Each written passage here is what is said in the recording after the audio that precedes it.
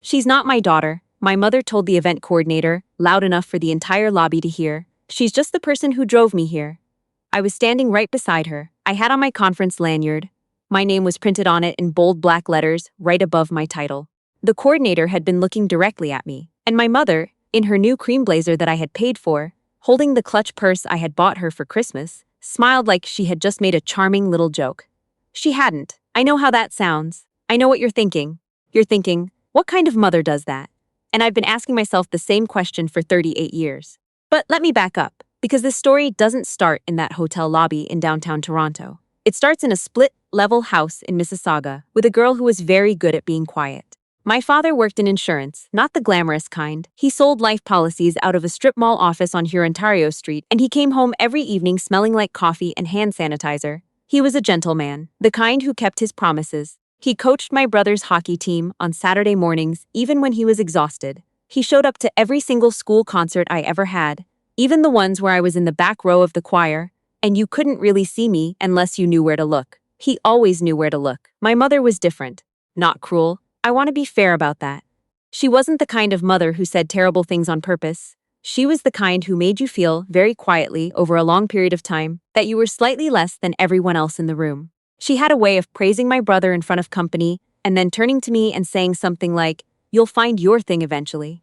As if finding my thing were a distant and unlikely event, like spotting a comet. My brother Tyler was the one she understood. He was loud and athletic and funny in a way that filled a room.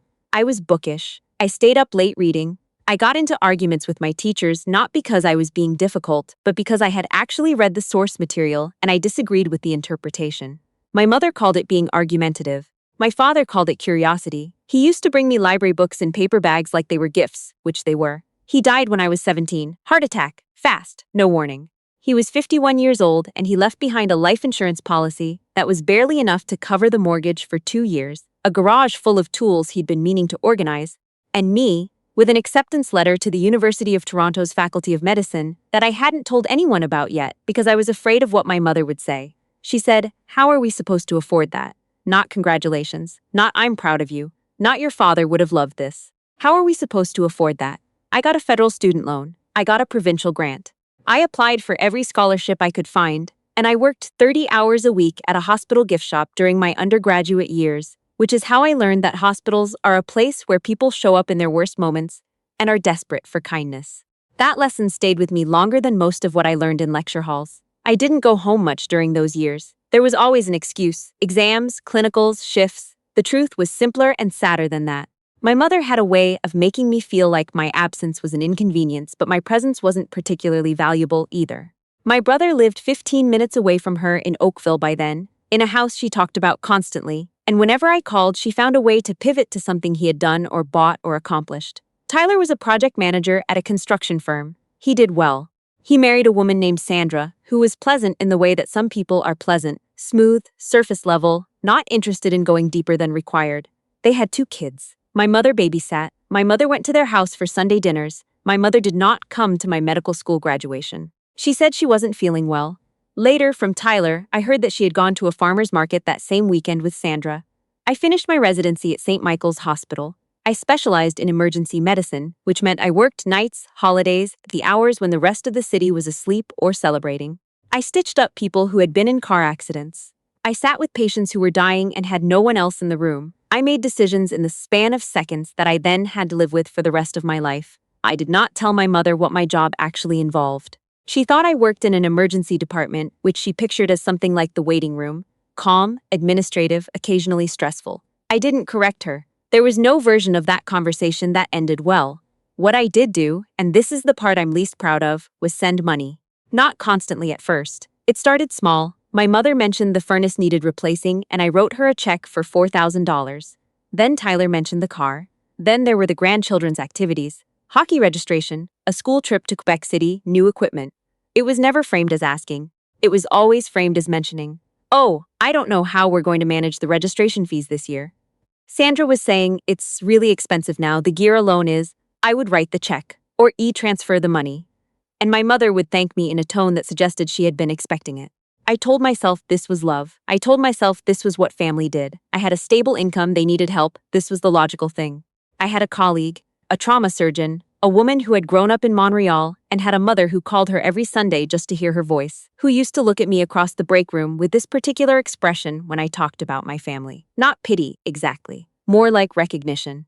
Like she had seen this before. "You know the help doesn't buy you anything," she said once. Just once, quietly, while we were both eating terrible cafeteria sandwiches at 2 in the morning. With people like that, the help doesn't buy you anything. I knew she was right. I kept sending the money anyway. Here is what I have worked out, in the years since, with the help of a very patient therapist in a small office on Bloor Street. I grew up feeling invisible in that house, and I had decided, somewhere in the back of my 17-year-old brain, that I could purchase visibility. That if I was useful enough, present enough in a financial sense, even when I couldn't be present in person, eventually I would earn the version of my mother that I had always wanted. The one who looked at me the way my father looked at me. It doesn't work like that. It never works like that. But the logic of grief is not the same as regular logic, and I had been grieving my father for a very long time. I made department head at 36 Emergency Medicine, St. Michael's, youngest in the department's history. My name went on the door. I was asked to join the board of the hospital foundation. I started speaking at medical conferences, Montreal, Vancouver, once in Halifax, where I stood in the rain waiting for a cab and felt, for a single strange moment, completely and quietly happy. None of this filtered back to my mother in any real way. I had stopped trying to explain my work to her years earlier. She had a fixed image of what I did, and I had stopped arguing with it. To her, I was a doctor at a hospital downtown. Respectable, steady. A bit boring, probably. Not as interesting as Tyler's renovation projects or Sandra's interior design Instagram account, which my mother followed and commented on enthusiastically. She did not follow my professional page. That's not a complaint, it's just a detail. One of many details that added up, the way they do, into a particular kind of portrait. The conference was the annual gala for the Ontario Hospital Foundation, the fundraising dinner, black tie, held at the Fairmont Royal York in Toronto. I had been invited not as an attendee this time, but as the keynote recipient. There was an award, the Vivian Hartley Prize, given annually to an emergency physician whose work had had measurable impact on patient outcomes in underserved communities. I had been the lead on a pilot program in the northeast end of the city for 3 years. The award had been announced in a press release. My hospital had sent a bulletin. There was a small piece in a medical journal. My mother did not mention any of it. I invited her anyway. I told myself it was because she was my mother and it was a significant event and she should be there. My therapist would have told me I was still trying to buy visibility. My therapist would have been right. My mother said yes. She said yes and then spent 2 weeks asking me what she should wear and whether there would be a vegetarian option and whether she'd have to stand for very long. I arranged her ticket. I arranged her parking. I told Tyler about it and he said, "Oh nice, good for you," in a tone that indicated he had already mentally moved on. The night of the gala, I picked her up from her house in Mississauga. She looked lovely actually, the cream blazer, the clutch purse, her hair done. She was in a good mood in the car, talking about Tyler's youngest, who had just started figure skating. We arrived at the Royal York. The lobby of that hotel is one of those spaces that has been impressing people for 100 years and knows it. High ceilings, marble floors, the particular hush of a place where a lot of money changes hands quietly. There was a registration table near the entrance to the ballroom. A young woman in a blazer was checking credentials, confirming table assignments, handing out name badges. My mother walked ahead of me. This was not unusual. She had always had a way of moving through public spaces as though she was the one being awaited. The coordinator looked up from her list and smiled at us both. "Good evening. Can I get your names?" My mother said cheerfully. "Oh, I'm Margaret. I'm here with my..." And then she paused, just for a half second. And then she said, "I'm here with the doctor. She's my ride." The coordinator looked at her, then looked at me. My lanyard, my name, my title. "She's not. I mean, she drove me," my mother continued, with a small laugh that was meant to be self-deprecating, but landed somewhere else entirely. "I'm just here to watch. She works here, at the hospital." I did not say anything. I have thought about why many times since. Part of it was shock. Not because this was the first time she had done something like this, but because we were standing in the lobby of the Fairmont Royal York, about to walk into a room where 200 people were gathered partly in my honor, and she had just introduced me as her chauffeur. Part of it was something older, a reflex. The girl in the back row of the choir, not saying anything, waiting to be seen.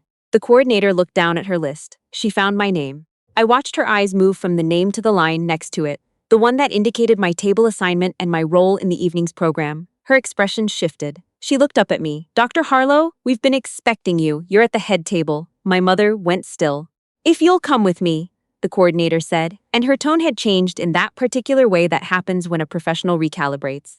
She picked up a different badge from the reserved section. She handed it to me with both hands. Your mother is welcome to join you at the head table as your guest. She said the word guest the way I had always wanted someone to say something in front of my mother.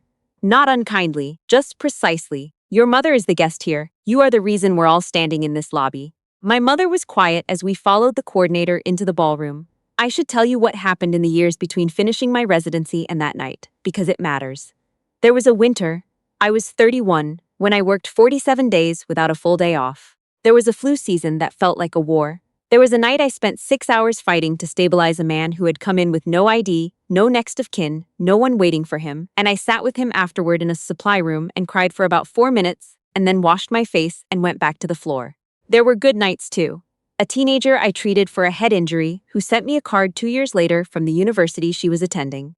A woman in her 80s who grabbed my hand in the middle of the chaos and said, very calmly, "You're going to be fine, dear." And I never figured out whether she meant herself or me, but I chose to believe she meant both.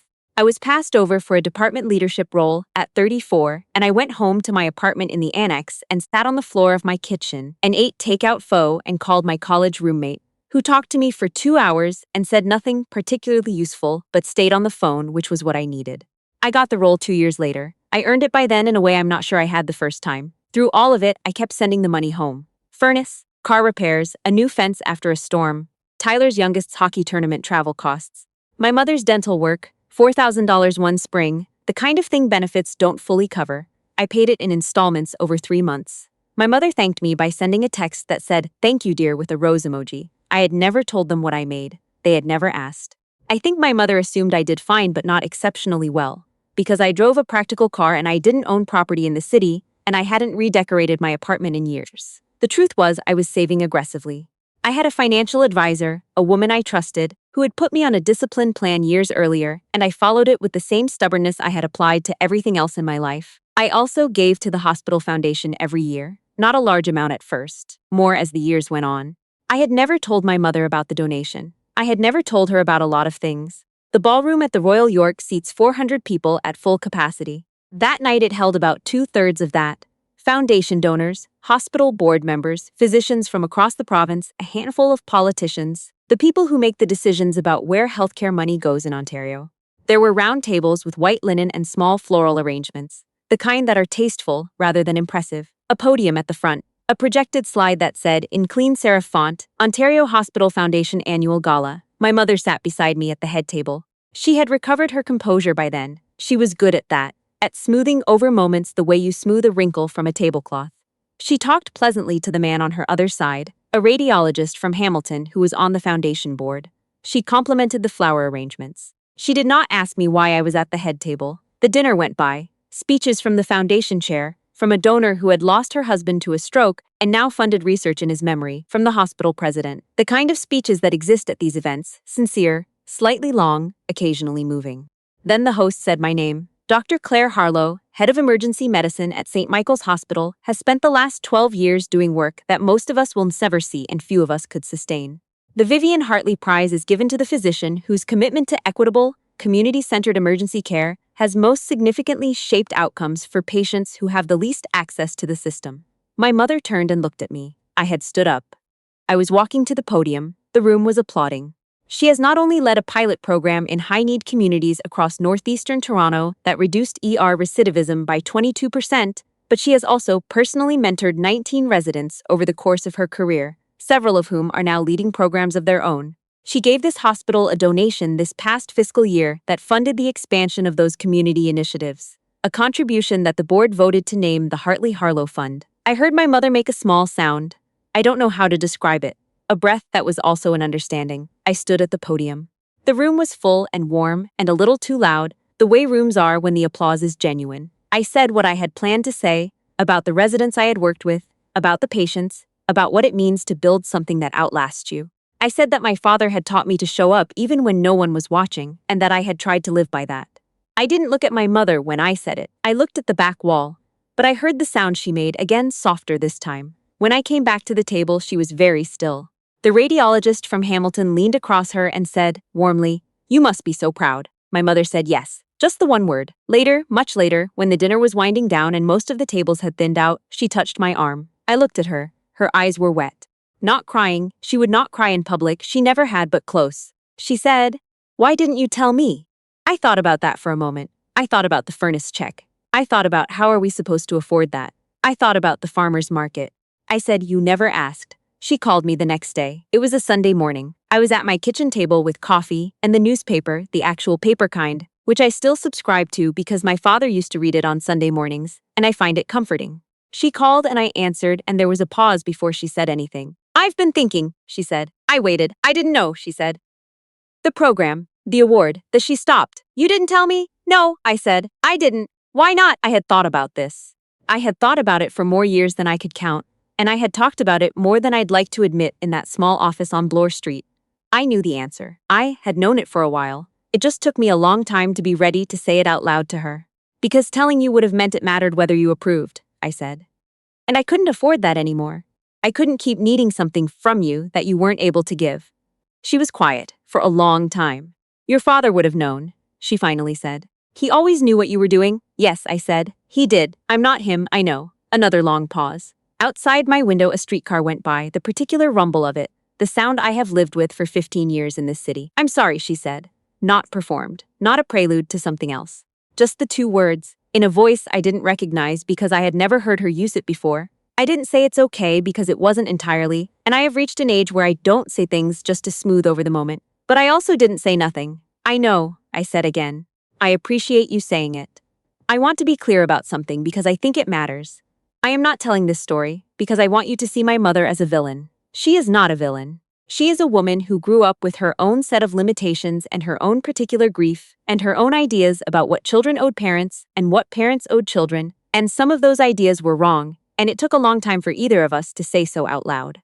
I am telling this story because I spent a very long time trying to earn something through silence and money and availability that cannot be earned that way. You cannot purchase the love you wanted when you were 17. The checks don't work. The availability doesn't work. The only thing that ever actually helped, the only thing, was the day I walked into that therapist's office on Bloor Street and said, I think I've been trying to solve an emotional problem with a financial strategy. And she looked at me and said, yes, tell me about that. The Harlow Fund is still running. We expanded it again last year into 3 new postal codes. I have a resident now, young, terrifyingly sharp, from a small town in northern Ontario, who reminds me of myself at that age in ways that are occasionally painful and mostly wonderful. My mother comes to the city sometimes now. We have lunch. It is not effortless. It may never be effortless, but it is real, which is better. Last spring she came to the hospital, not for anything medical. She just asked if she could see where I worked. I took her through the department on a quiet afternoon. The nursing station, the trauma bays, the supply rooms. She asked questions, real ones, not the surface-level kind. She asked what the hardest part was. She asked how I managed the nights. She asked about the resident who reminds me of myself. At the end, standing at the door to the main corridor, she put her hand on my arm the same way she had in the ballroom at the Royal York. But this time she didn't look away. Your father knew, she said. From the beginning. I think I did too, somewhere. I just didn't know how to say it. I thought about the library books in paper bags, about the back row of the choir, about a Sunday morning newspaper and the sound of a streetcar and a phone call where someone said 2 words without any cushioning around them. You just said it, I told her. She nodded. She didn't say anything else. We walked out into the hallway, both of us, into the ordinary noise of the hospital, the PA system, the footsteps, the sound of a place that runs without stopping, and for the first time in longer than I can remember, I didn't feel like I was walking out of that door alone.